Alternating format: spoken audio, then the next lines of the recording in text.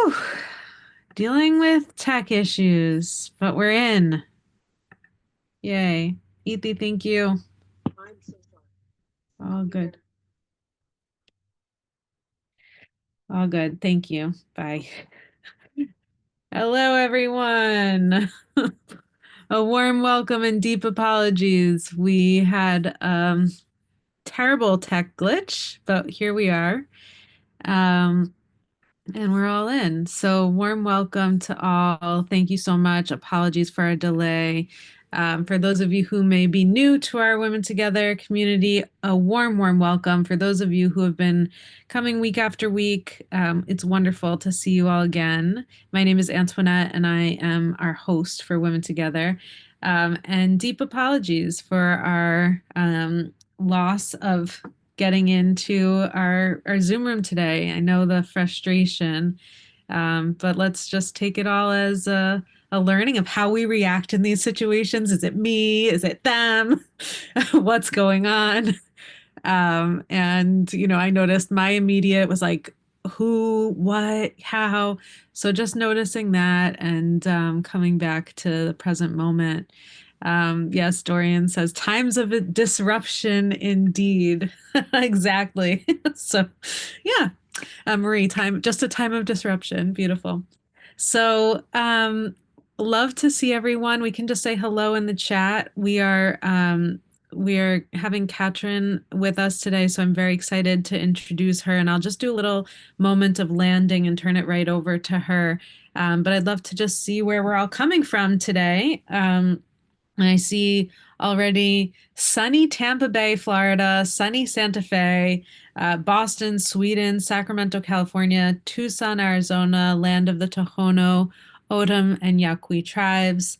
Lisa from San Francisco, Berkeley, California, Akron, Ohio, DC, St. Paul, Wilmington, Manhattan. We are coming in from all over. It's wonderful to be together and to just land here. I know for many of us, it's been a few weeks and it feels long. To me, this feels like one of the longest spaces we've had from being connected to each other. And it really, it's such a regular cadence of having this time to just land and be connected to each other can be so helpful, especially in times of disruption and when we're reading various different news pieces all over the place, and sometimes we just want to land with an actual hello and something that's a little bit deeper than what we might see on social media or any other connection of just seeing people with this kind of very basic, like surface level interactions. So I'm so grateful to have Katrin here with us. I'll invite us to just sit for a moment together and tune in with yourself and with this moment, so you can get your feet on the ground if that's a comfortable place for you, and just feel a sense of feeling connected to the earth. I invite you to just take a deep breath. Most of the day, we're just breathing with the top 10% of our lungs. So I invite us to just really fill the lungs right now, really fill the body with the breath, and release.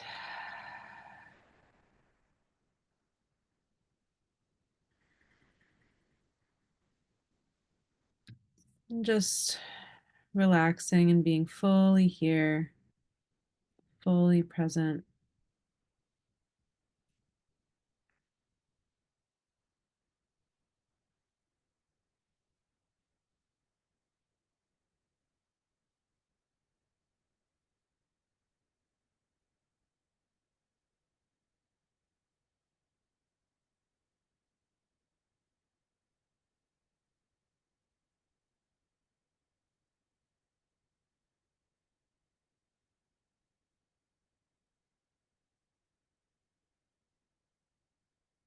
And wherever you may be, just noticing if there are thoughts, if there are ideas of what this moment will be, um, just letting any thoughts go and just being fully here. When you're ready, we can reconnect with the screen.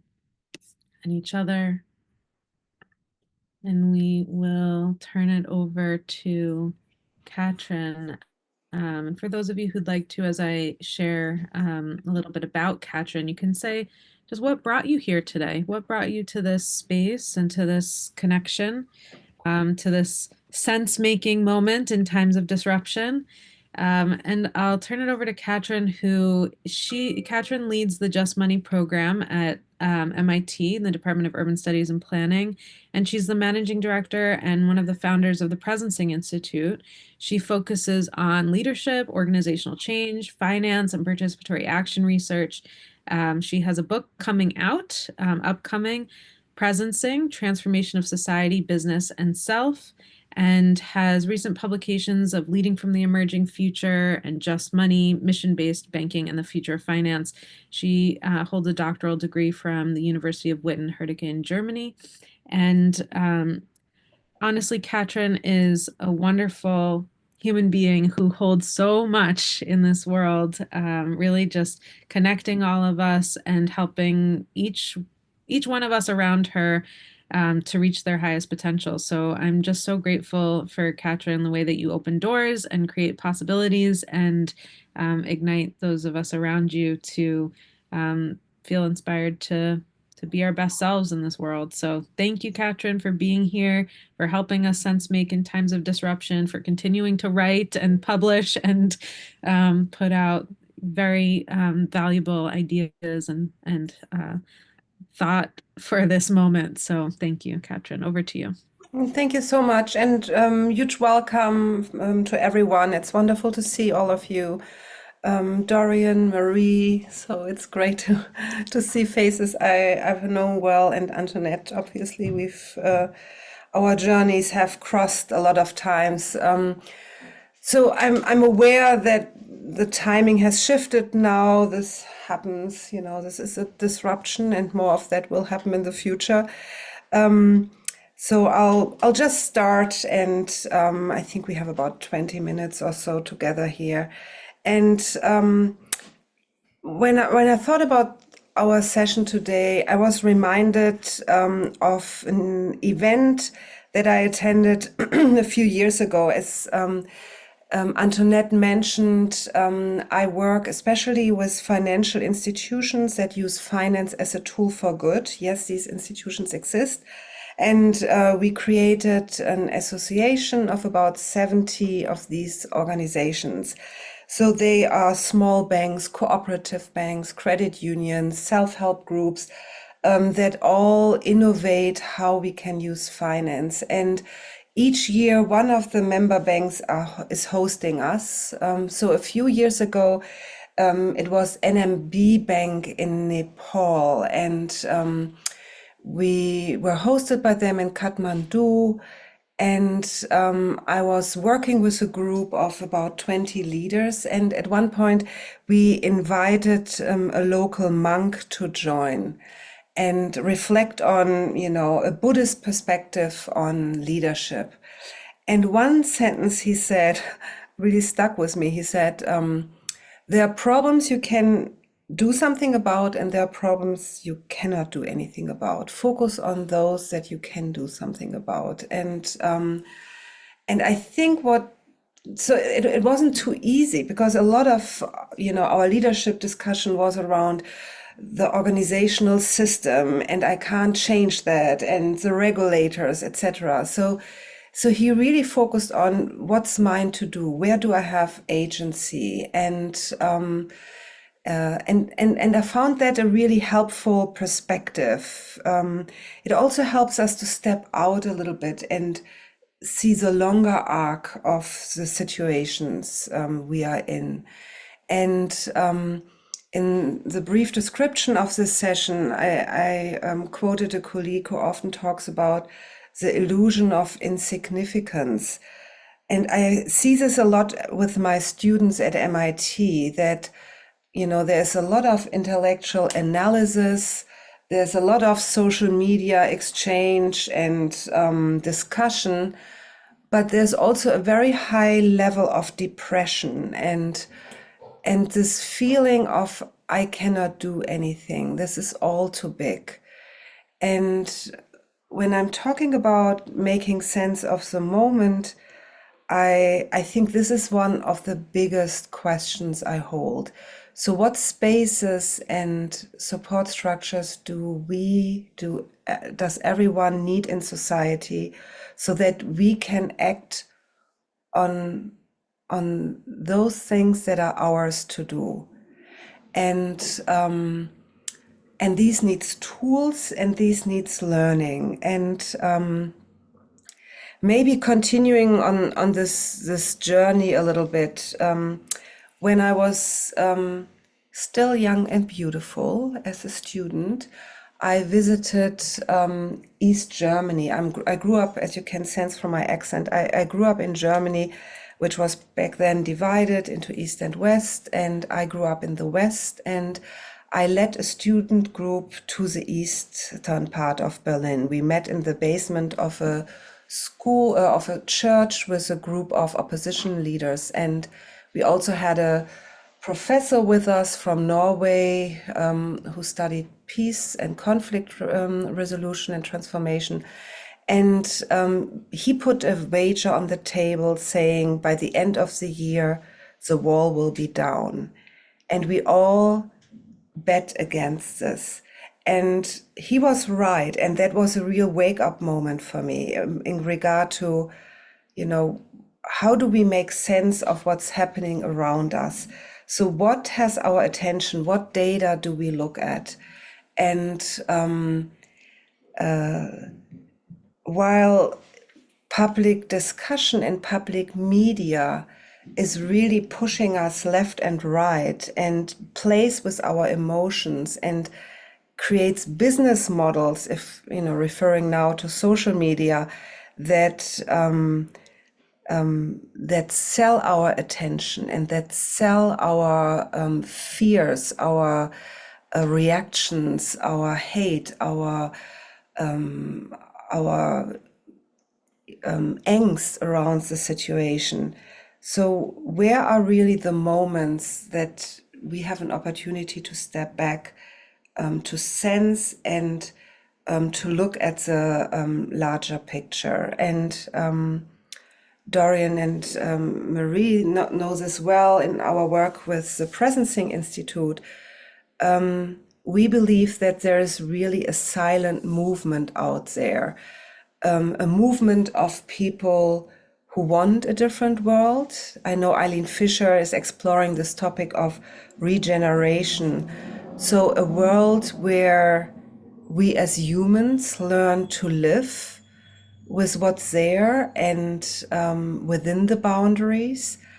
And at the same time, we experience this destruction in society where the public debate projects polarization, divisions, and a completely different image of society.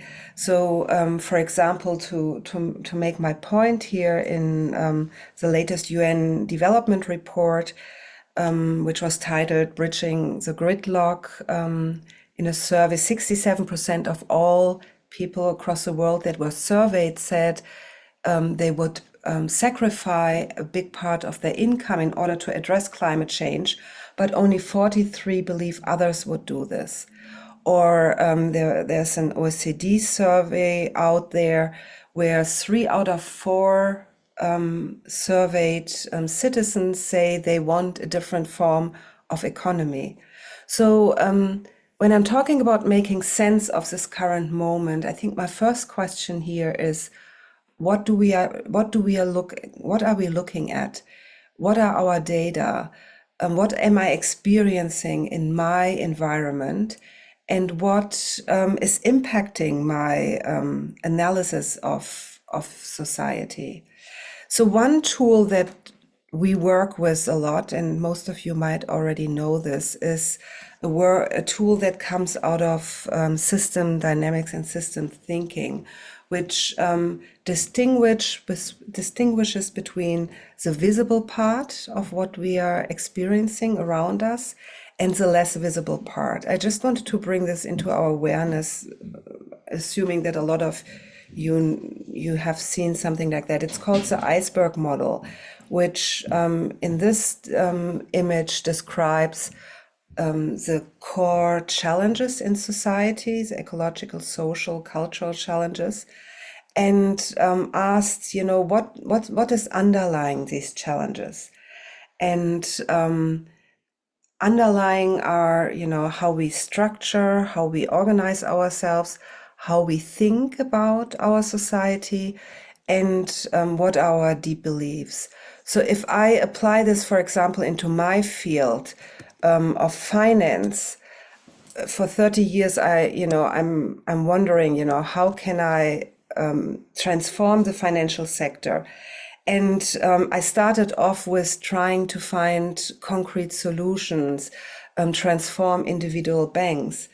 But today, I think the real leverage point for changing the financial system is a cultural change, is addressing what do we really believe in? Is it the white male rich guy who has all the solutions? Or are we allowed to trust that maybe the solution is much more diverse? The solution is not necessarily male, and the solution is something that's emerging. And today, I would say if we want to address and transform our financial system, we have to start with how do we think about society, what do we believe in, and what solutions do we trust.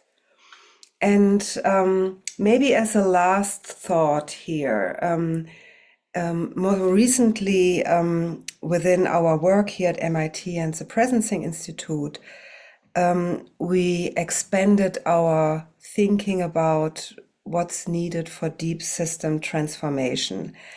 And I started off with describing, my students who feel they don't have agency, they don't know what their next step is when they see themselves confronted with these overwhelming challenges. I would like to put this proposition on the table that we will not be able as society to collectively act on the challenges that we are facing if we don't create a certain quality of relationship among us. Or to be more precise, I don't think our democracies can survive if we don't have a certain level of solidarity and connectivity within a country. And the image that we use for this idea right now in our research is the image of a field. So my husband's family runs a farm. And my father-in-law always says, when we took these walks on Sundays, everything that grows on the field is a result of something that's not visible, which is the underlying soil. And the quality of the soil defines what we can harvest in the fall. So what if this idea also applies to social fields? Social fields is this network of us together, whether here in the Zoom, whether in a team, whether in an organization, a family, but also within a country, within a society. And what we are seeing above the soil as the result is a result of the quality of something that's less visible, which is the social soil, which is the quality of our relationship. It's the quality of our awareness. And to keep a democracy running, to transform our economy towards a regenerative economy, the real leverage for that is the quality of relationships. I mean, we all know trust is efficient. And we all have seen the result of polarization, hate, and divisions in society. So a society an organization, a team, a family cannot function if there is not a certain quality of relationship present. And this quality of relationship is invisible, although we all know and feel it. And this quality of relationship is something that we as societies are not taking seriously. We have $1 trillion social media imperium that makes tons of money by destroying it, being very aware that there is a profit number connected to our awareness. But if you look into our schooling, if you look into our, in what we value as society, we don't value the quality, this social root system, the social fabric among us. And it's called soft, it's invisible. So maybe in closure, my invitation in this call is to consider this social soil or this quality of relationship as relevant, and maybe even as a key leverage point for transforming our societies and for addressing the root causes of the issues that we are facing. Thank you so much.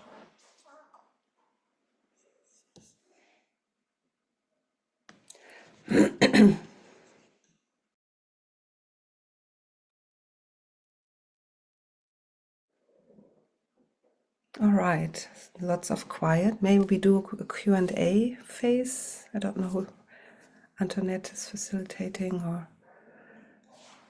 Okay. Hey everyone, Okay, I I'm don't know gonna, if oh, I'm about to open the hear or breakout see, rooms. or here we are. Let's see. Ta-da! The tech issues today. Can you see me now? Hear me now? Yep. I think wonderful. Okay. Katrin, thank you so much for guiding us into this experience today. We've had I was wondering how you would describe it now. So, experience. Okay. Yeah. experience. Um, and I can just hear myself. There's a lot going on, trying to figure out all of the things in the world as you described, but also just this one little experience of women together today. So we'd like to invite you all to move into breakouts just for about 15 minutes here. I think that will be good, and then we'll have time for Q&A with, we'll close out the Zoom room from the live stream, which has only been up for a short time. So if you've been watching on YouTube, my apologies. We will have the full recorded session up on YouTube later today. And if you've been watching and connecting here on Zoom, you will have this time and space to connect with each other. And what we'd like to invite you to do is just move into the conversation with your name and where you are. That might be a good place to start. And then just what touched you, what is kind of still sitting with you from what you just heard. So what either touched you or what is sitting with you, or what did this bring up for you as you are moving into this conversation. And then we'll come back and have a kind of larger group conversation and direct time with Katrin with just our Zoom room group to ask questions or consider the possibilities of what comes next with each other. All right, so enjoy the time together. We'll be back in about 15 minutes to the main space.